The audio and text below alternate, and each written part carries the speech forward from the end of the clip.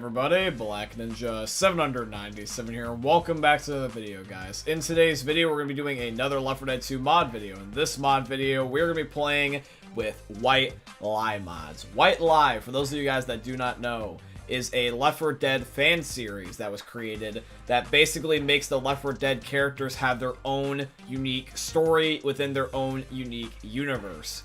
It's a really cool concept. Basically, all the Left 4 Dead 1 crew and the Left 4 Dead 2 crew, plus some additional bonus surprises, end up having their own unique storylines, character traits, and everything in this fan-made custom series. This was recommended by one of you guys for a while back for me to watch, and I will say this, is that I've watched it all the way through, and I thought it was a really good series, but I was also requested to end up, making a video talking about it, and, what I thought about it.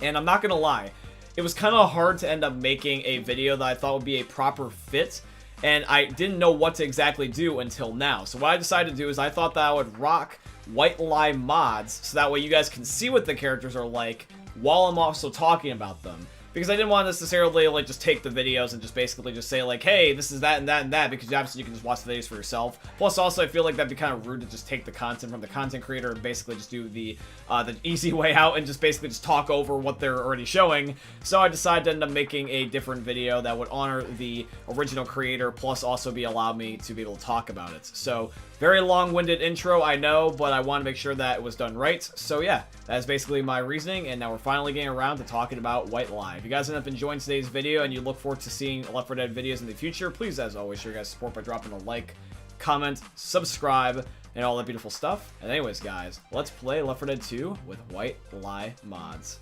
So it looks like everything ended up going through. Nice. Alrighty, so here is all the skins, guys. So this is Rochelle's.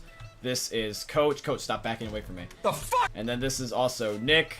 And then this is going to end up being Ellis. So yeah, guys, I'm basically just going to be reviewing White Lie and just saying what I thought about it in this video. Of course, there will be some other moments to, break it up in between. But I'm just going to be very casual about it and just give you guys my literal thoughts, just because I didn't want to do the stereotypical reaction video. Okay, so let's talk about White Lie. So, for those of you guys that have not seen the series, but if you want to, I will put the links for it down below in the description. Basically, what the series is that this is going to be mostly from the perspective of Zoe. So, Zoe is essentially the main character in this. However, though, every single one of the Left 4 Dead characters, plus some bonus ones, are going to be in this series. By the way, if you guys want to end up watching White Lie for yourselves before I end up talking about it, so that way it's not spoiled, I would recommend doing so now and then coming back to this video later on, because I'm probably going to get into the spoilers right now. So basically, the way that the series ends up going is that it starts off from the perspective of both Zoe and Coach. Zoe and Coach are essentially going to be your main characters throughout this series.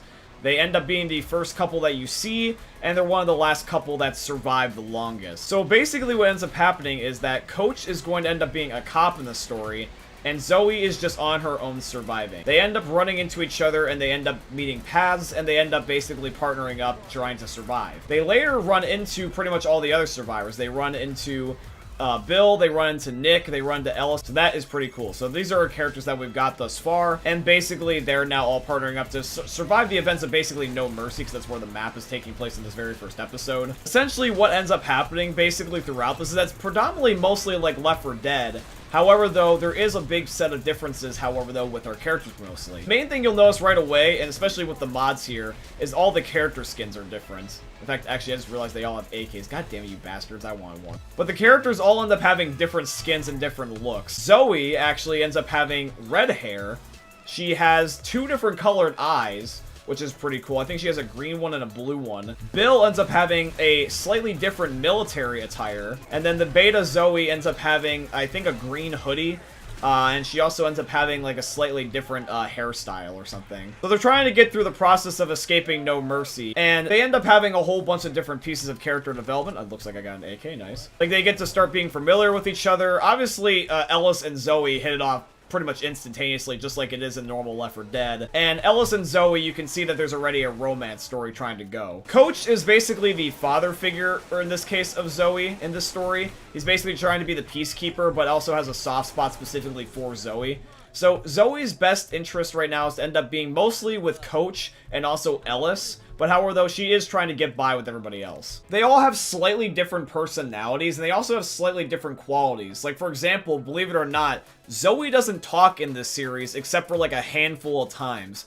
I don't know if she's like got the inability to exactly speak truly. I know what the answer is sort of at the end of the series, but even though I do know what happens, it's slightly confusing. But for the predominantly the main part of the series, she just does not speak. She is a voiceless character, and you mostly just end up getting what she is trying to say by gesticulating. Nick is still kind of basically like the same normal character you would expect, and so is Ellis. However, though, they do have a different way of slightly going about stuff. Same thing with Coach also as well. Like, for example, Coach will reference the police thing and kind of like take the lead on things. Nick will be kind of like a right-hand man and embrace more of his dark side, but however, though, he slowly but surely actually becomes quite a nice guy. Now, towards the very end of the episode, pretty much after all the characters have gone through what they've gone through, they're at the rooftop of No Mercy, and there's basically a tease, or I guess you could say rather a set of foreshadowing, where the helicopter takes off without Ellis. Ellis is stuck on No Mercy Hospital's roof, and it looks like he's going to die, but the very last second, the helicopter comes back around and then they rescue him, which basically concludes episode 1. Now, I want to say this was what episode 2 is where this happened, but forgive me if I end up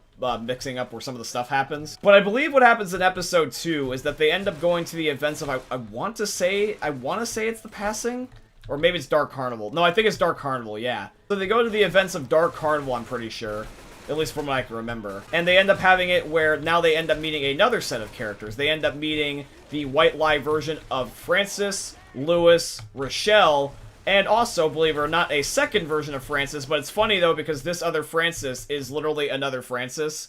It's essentially the beta Francis and the default Francis, and they talk at the same time. They basically act the same, but they're two separate entities. So essentially, they're like twins, but minus a couple of the things such as the looks. The survivors now end up trying to stockpile up and trying to basically end up getting through this together with a slightly bigger group. And they end up, even though having the, original survivors, trying to convince Lewis, Rochelle, and the two Francises to end up escaping with them. They originally deny them at first and don't get convinced until later after they almost end up dying in an attack of zombies. At this point, Zoe and Ellis have had a really good relationship with each other over the last couple of events. And there's even some sweet things where they basically have kind of mini dates where they get to know each other throughout what's happening. And Coach is still once again acting like a father figure, but he's all for Ellis. Then around the time of the end of this episode, this is where we unfortunately have one of the things starting to happen that ends up making the series just a bit dark, where one of our characters actually dies. At the very end, what ends up happening of the second episode is that Ellis gets left behind again. But however, though, as he's trying to end up meeting with them back at a different part, instead of rather at the concert, he ends up running down these hallways trying to avoid zombies and ends up getting shot, which ends up causing him to end up being put down by other characters and makes it where he dies. So yeah, Ellis is now dead and everyone's grieving over the loss. These other characters, I believe it's Ellie from The Last of Us, plus also some other dude, which I don't know what his model is from. Ellie, or this version of Ellie that ends up killing Ellis, basically. And then also some of the other characters. And we kind of get some backstory on the other characters about, why they end up killing Ellis, why they were following Ellis, because essentially they were stalking the group. When they end up stalking the group, you're not really sure exactly whether or not these characters are good or bad or not, because the characters do eventually cross paths. And Zoe and Ellie, for some good reason or another, get along quite well, and it doesn't end up turning as dark as you think it would be, because she's actually unaware about what happens straight off the rip. They end up becoming quite good characters, however, though, towards the very end. It's just minus a couple of exceptions, because there's going to be a twist at the end that you may or may not be expecting. Now, I think what ends up happening in this episode is that the generator where the passing has it, the one single generator where you keep filling it up with the gas, I think just in the room where Bill died, they end up trying to lock a door, and unfortunately what ends up happening is that Nick and Bill get locked out, so they just decide to defend the area and basically let everyone escape besides themselves. And so there's an off-camera moment where you're not sure who lives or who dies. So I believe at this point is I think that they're now down to just Lewis, Rochelle, Zoe, Coach, and I believe both of the Francises. So yeah, everyone's still grieving over the losses of basically now multiple characters in a row. And we're just trying to end up seeing how long we can survive. And I think the next episode immediately goes red hot, where there's a moment where everyone's trying to get ready to get on, I think it's Virgil's boat. And what happens is that as they're trying to escape, Lewis is left behind because he's apparently in the shitter. He's literally in a porta potty.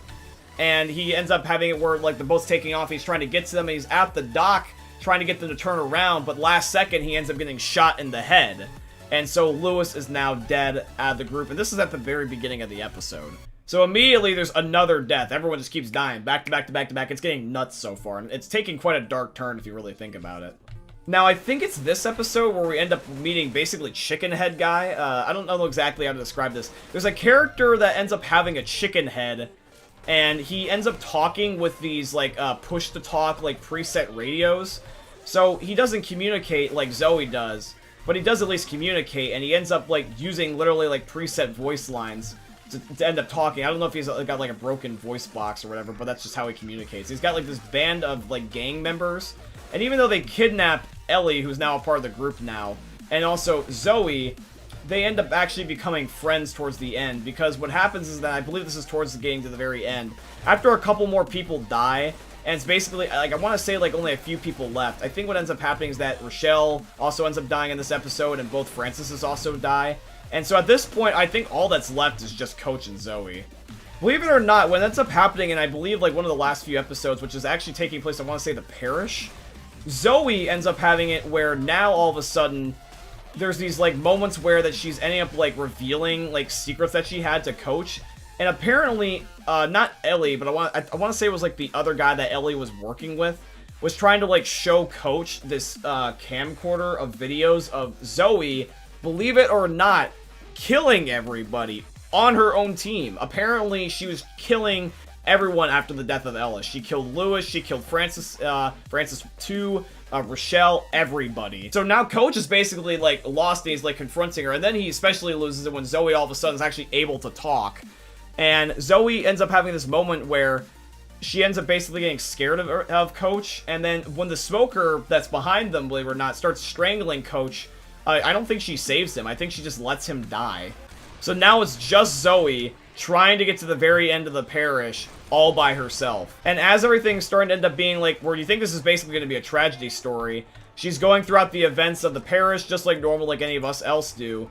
And then towards the very, very end, where it looks like she's about to die as she's falling off the bridge, who else other than what you expect?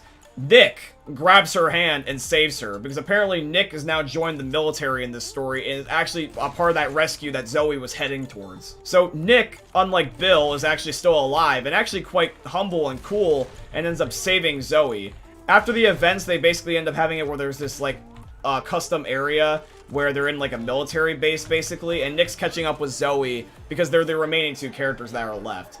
And Zoe doesn't tell Nick, obviously, what goes on and what happened, and so Nick is just not in the know, but the reason why Zoe keeps it a secret is just because she had different agendas that she feels like that would destroy Nick. The series ends up taking quite a dark turn, believe it or not, for really what it was, but in my humble opinion, I think it was actually probably one of the best custom series I've seen based off of fan agenda in like a while. The series was not like a remake of any existing Left 4 Dead stories. It was completely unique upon itself and basically just used the Left 4 Dead assets and the character traits. Overall, I would say that the series was really quite enjoyable, and I actually really liked it. It took me a while to end up processing exactly what happened, but I think what ended up happening is that basically I think what is going on is that Zoe kind of has like a mild form of, like, I want to say, like, schizophrenia. Because, like, I can't explain why else she would end up murdering everybody. I mean, it's sort of explained, but it's mostly confusing. You kind of have to watch it for yourself if you have not seen it, because it's a little bit of a loop, and it throws you through some really crazy adventures. I think the whole entire thing is like 3 hours across like 4 episodes, but you can watch it all in one sitting. It's really quite good. And here's the other characters, by the way, and what they look like in full. But yeah, that's basically the general gist of it. I would say the series, I probably would say it's a 7 out of 10 for my personal interest, but in terms of quality, it's 100% a 10 out of 10. It's very, very well done. I am just a little bit upset, though, that it did take a dark turn. Like, I didn't like Ellis dying, and I really didn't like the portrayal of Rochelle. Like, Rochelle was a bitch in that series. She got basically everyone killed. Like, pretty much any time that, like, Ellis got abandoned, or when Bill or Nick got abandoned, she just instantly wanted to leave and not even bother to try to save them. Like, immediately. It was annoying, and it made me really want her just to die. So based off of what I've said, guys, if you wanted to watch this video before you watch the original White Lies series, let me know what you think about what the series basically was. I know a lot of people like it. It has millions of views. It's definitely one of the most popular fan-made pieces of content out there, and I highly respect it. I just want to let you guys know what it was, basically my way, and let me know what you guys think about it in your way. Let's go! Woo! Bye, Zoe. So yeah, guys, that is Left 4 Dead 2, but with the mods that are themed after the characters of the series White Lie. I hope you guys end up enjoying, even though this was a slightly different type of video than I would normally do. It basically was just flat out a review video. But I wanted to honor the request of one of my subscribers because he really, truly wanted me to make a video about this, and I just haven't found the time, so I finally decided to do it now the way that I thought would be the best, so I hope you guys can respect that. If you guys end up enjoying today's video and you guys want to see more videos like this, kind of, I guess you could say, more review style, please end up dropping a like. I would definitely appreciate it. If you'd like to financially support the channel, by the way, guys, I would definitely appreciate if you guys could check out my Patreon. It's always linked down below in my YouTube video descriptions. Or you guys could use supporter creator code BlackNinja797 in all caps in the Fortnite Epic Games item shops, because Epic's my very first sponsor. They're sponsoring today's video, so shout out to Epic Games. And yeah, guys, I hope you end up enjoying another YouTube video for the most unique YouTuber you guys are ever going to see. Thank you for watching, guys, and peace out. Hey, meme lords, Jesus here. And you better have enjoyed that video there by the eternal god Daddy Ninja.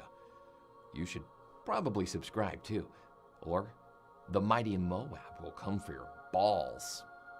If you enjoyed the video, you might like it too. And give me the memes.